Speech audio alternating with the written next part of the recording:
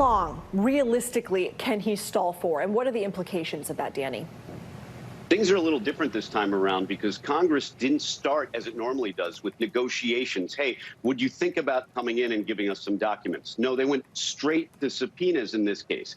But that doesn't mean that Donald Trump still can't cause a major delay. And just because he is the ex-president and not the current president, the Supreme Court has held in a case many years ago involving Nixon, called Nixon 2, that a former president can be heard to mount an objection or raise executive privilege, although the extent to which that power exists, if it's against the wishes of the incumbent president, is, of course, not clear. So executive privilege has been clarified a little bit over the last few years with the Mazars case, with the Don McGahn case, but we still don't know the full contours of executive privilege. And we certainly don't know what it is in terms of a former president, although we know the power diminishes somewhat.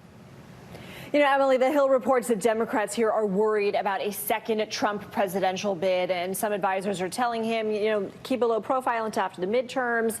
Democratic analysts are saying, look, you can't take him for granted here. He still has an incredibly loyal base. Look at all of these scandals, and he still has come out with a fervent base. So that said, is there anything that could come out here related to the insurrection that could turn off these diehard supporters? Look, that is a great question, Lindsay, and something that I wonder myself. It's not like we're waiting for some incredibly clear smoking gun to come out. I think we saw it that day. And there's also a question for all of the Trump supporters who continue to support him through all of this, of what they think, of who they will actually listen to as a legitimate source of information. Like, it's when things have come out that Trump has said himself, they still don't believe it. They only believe his, I guess, Twitter account, what he says at his rallies. Like, they're in an entirely different information cycle. So there's real question as to what can come out that they would find to be a smoking gun, and if they would even believe it if it did come out, or if they're just going to listen to things like the rally he has tonight. And to some degree, I think he kind of likes this to keep it going. It gives him another narrative, something to keep talking about. He can show that he has loyalty from his supporters, like Bannon, like his former chief of staff. It shows that he still has really strong supporters who are denying Congress. You know, Danny, the committee is seriously considering handing out criminal contempt referrals. His name was just invoked by Emily. Steve Bannon potentially a target here. I mean, is it safe to say executive privilege hasn't really been tested in this way yet?